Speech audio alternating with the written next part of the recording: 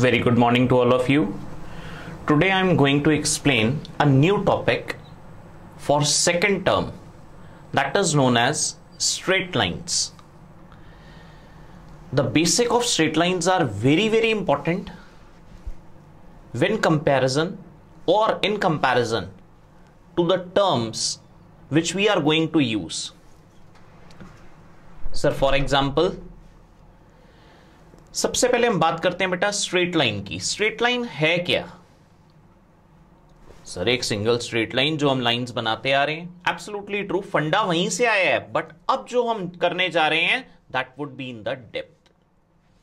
Straight line में सबसे पहला प्राइम मोटिव हमारा क्या है जी? स्लोप समझना. We are going to consider a new topic that is slope. What is slope basically? अगर मैं बात करूं जी स्लोप की, क्या है क्या स्लोप? स्लोप को बेटा रिप्रेजेंट करते हैं स्मॉल m से. टेक्निकल टर्म्स में अगर मैं बात करूं जी, what is slope? Slope is basically dy by dx. I repeat once again, dy by dx से भी स्लोप को रिप्रेजेंट करते हैं. सर, होता क्या है स्लोप? अगर मैं स्लोप की बात करूं जी, व्हाट इज स्लोप? कहते हैं जी किसी भी कर्व का जो टेंजेंट है that is known as slope. Sir, समझ नहीं आया? देखो बेटा ध्यान से, ये कर्व है हमारे पास. इस कर्व का जो टेंजेंट होगा, ये मैंने एक टेंजेंट ड्रॉ कर दिया बेटा. इस टेंजेंट को बोलते हैं हम बेसिकली स्लोप.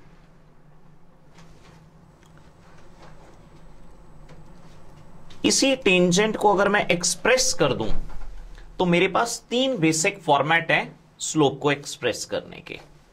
फॉर एग्जाम्पल, अगर हमारे पास बेटा एंगल गिवन हो. Now listen to me very carefully. What is the angle? This angle is basically the angle made by the line with the positive direction of x axis. That is very important and integral part. Let's suppose this is a line which passes through the coordinate axis, then this would be the angle. इस angle के basis पे ही मैं slopes को तीन format में लेके जा सकता हूं जी. Sir, what does that mean? That means, let's suppose if the angle is acute, in other words theta lies between 0 to 90 degree, then you find that slope is always positive. Reason for that, what was slope? अगर मैंने बात की जी slope की in terms of angle, तो मैंने आपको कहा जी it is the tangent or the angle of tan which the positive direction of with the positive direction of x axis. In other words, m is said to be tan theta. अगर मेरी theta की value आ रही है 0 से 90 के बीच में बेटा, then the slope is always positive. ये आपने ट्रिगो में भी पढ़ा था जी, फर्स्ट क्वाड्रेंट में सारी वैल्यूज पॉजिटिव होती हैं. सिमिलरली, अगर मेरे थीटा की वैल्यू आ रही है 0 से 180, then this slope would become negative. Clear है जी? I repeat once again, theta के बेसिस पे आपकी स्लोप डिटरमाइन होगी. तीन टाइप की स्लोप्स हमने पढ़नी है बेटा बेसिकली. फर्स्ट हमारे पास थी 0 से 90 डिग्री के बीच में अगर एंगल होगा, that means if the angle is acute then the slope is taken to be positive. If it lies between 90 to 180 degree obtuse angle, then m would be taken to be negative. But if theta is 0, if theta is 0, then what would be slope? Slope की क्या value आएगी जी? Sir, अगर theta 0 लेंगे तो tan theta की value 0 हो जाएगी. Absolutely true. तो स्लोप क्या आ गई? 0. स्लोप 0 आने का क्या मतलब है जी? How would you define that? Slope 0 आने का मतलब है, अगर मैं कहूं स्लोप मेरी 0 आ रही है तो इस कर्व को हम एक्सप्रेस कैसे करेंगे? Listen to me very carefully and note down this point. Whenever the slope is 0, then the line would be either parallel to x-axis or it may be itself the x-axis. I repeat this point once again. Whenever theta is zero, जैसे ही theta को zero put किया, tan zero की value zero होती है बेटा, slope हमारे पास zero आ गई। Slope zero कब आएगी?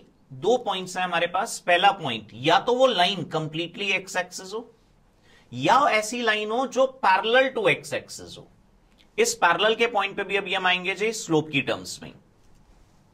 तीन टाइप की अब हमने स्लोप देख लीजिए on the basis of angle. If the theta lies between 0 to 90 degree, m is positive. If theta is zero itself, then m would be zero. Last of all, if theta lies between 90 to 180, slope would be negative. Clear? We move on to the next point. Second case. Angle के बाद अगर हमें दो points given हो बेटा, if two points are given, और हमें कहा जाए स्लोप फाइंड आउट करो। फिर दोबारा coming to the exact definition of slope. Slope क्या थी? किसी भी कर्व का टेंजेंट था। टेंजेंट को अगर मैं डिफाइन करूं इन टर्म्स ऑफ कोऑर्डिनेट्स, ये हमारा परपेंडिकुलर है बेटा, ये हमारा बेस है। मैंने एक पॉइंट यहां लाई कर लिया, दूसरा पॉइंट यहां ले लिया बेटा। Let this point be A whose coordinates are x1 y1. Similarly, this point be b whose coordinates are x2 y2. अब अगर मैं परपेंडिकुलर फाइंड आउट करना चाहता हूं, what would be my perpendicular? Perpendicular would be the difference between the two y coordinates. Sir समझ नहीं आई बात बेटा, मैं आपको 10th लेवल पे लेके जा रहा हूं, जिसमें हमने बहुत सारी इक्वेशंस ड्रॉ की थी। Linear equation in two variable आपका फेवरेट चैप्टर था। ये एक पॉइंट ले लिया मैंने 1,2, ये पॉइंट ले लिया बेटा मैंने लेट सपोज 5,6। यहां से यहां तक मेरा डिस्टेंस कितना हो जाएगा? 2 यूनिट्स। ये डिस्टेंस कितना हो गया बेटा? 6 यूनिट्स। इसका मतलब अगर मैं इनके बीच का गैप निकालूं, ये गैप मेरा कितना आ गया बेटा? That comes out to be 4 units. In other words, अब इसी चीज को मैं जनरलाइज फॉर्म में लेके आ रहा हूं बेटा। Perpendicular would be difference of the two y coordinates.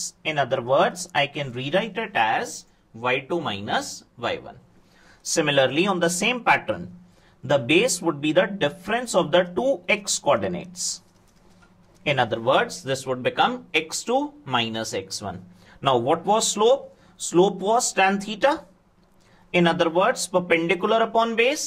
Perpendicular आपने कैलकुलेट किया था जी अभी, y2 minus y1 upon x2 minus x1। ये आ गई जी टेंजेंट की वैल्यू। ये वैल्यू आपने तब यूज करनी है बेटा जब हमारे पास दो पॉइंट्स गिवन हो।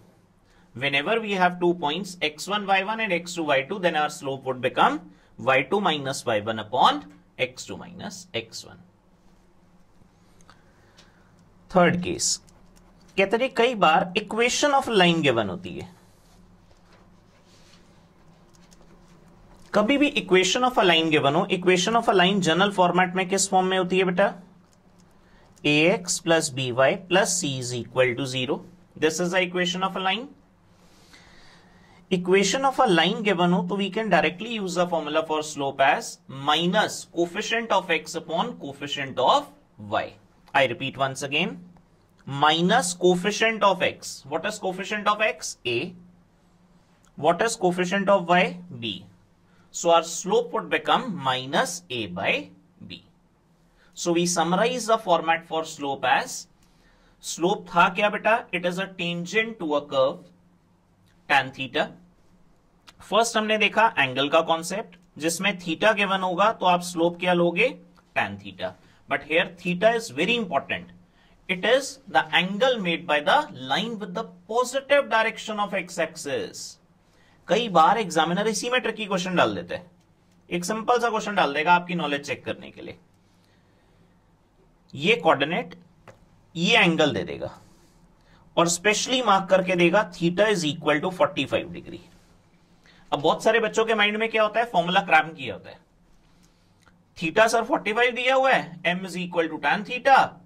थीटा की वैल्यू हमारे को पता थी जी, m tan 45, tan 45 1। सर बहुत सिंपल था ये तो, लेकिन आपने डायरेक्शन चेक की पहले किसके साथ बन रही है? ये नेगेटिव डायरेक्शन थी ये, इसका मतलब अगर मैं थीटा अपना फाइंड करूं तो मेरा एक्चुअल थीटा 135 डिग्री है रादर देन 45। Got it? तो थीटा का ये कॉन्सेप्ट बहुत इंपॉर्टेंट है जी, ध्यान से सुने मेरी बात। Theta here denotes the angle formed by the line with the positive direction of x-axis, basically in anti-clockwise direction. So here my theta becomes 135 degree. तो स्लोप की value m is equal to tan theta होती है बेटा, which becomes tan 135। अब tan 135 आपको break करना आता है, आपने क्वाड्रेंट सिस्टम में ऑलरेडी समझा हुआ है बेटा। tan 180 plus 45, which becomes tan 45, second quadrant tan negative, so it becomes minus tan 45, in other words -1। Clear है जी? सेकेंड पॉइंट था हमारा 2 पॉइंट्स, थर्ड था हमारा इक्वेशन ऑफ अ लाइन। इसी से आगे बढ़ते हैं बेटा स्लोप के कॉन्सेप्ट से। अभी इस पे क्वेश्चन भी देखेंगे, थोड़ा सा इसको और एलैबोरेट करते हैं। Angle formed between the two intersecting curves. I repeat, angle formed between the two intersecting curves or lines। हमारे पास दो लाइंस गिवन है। पहली लाइन की स्लोप ले ली बेटा हमने m1, सेकेंड लाइन की स्लोप ले ली बेटा m2। कहता जी tan थीटा की वैल्यू क्या होती है? tan थीटा की वैल्यू होती है जी m2 minus m1 whole upon 1 plus m1 m2। अब ये वैल्यू रचे पॉजिटिव भी हो सकती है, नेगेटिव भी हो सकती है। इसी चीज को काउंटर आउट करने के लिए हमने क्या यूज कर लिया? मॉड यूज कर लिया। जैसे ही आप मॉड हटाओगे दो बार वैल्यूज लोगे, एक पॉजिटिव वैल्यू एक negative value. So tan theta is m2 minus m1 whole upon 1 plus m1 m2। Clear है जी? इसी पे बेस दो फंडामेंटल चीजें और देख रहे हैं बेटा। Condition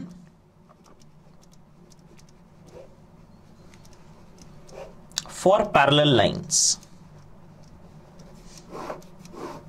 condition for parallel lines की बात करें जी, कंडीशन फॉर पैरेलल लाइंस है हमारे पास m1 is equal to m2। Sir ये आई कहां से? ये आई बेटा tan थीटा के फॉर्मूले से डिराइव होके। tan थीटा का फॉर्मूला क्या था? m2 minus m1 upon 1 plus m1 m2।